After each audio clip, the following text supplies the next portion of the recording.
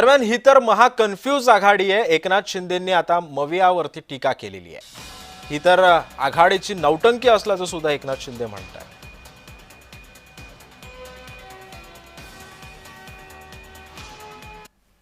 Confuse आघाडी आहे। एवढं confusion आहे की कोण काय बोलतंय त्याचं त्यांना समजत नाही, कोणाचा पायपूस कोणामध्ये नाही आहे। त्यामुळे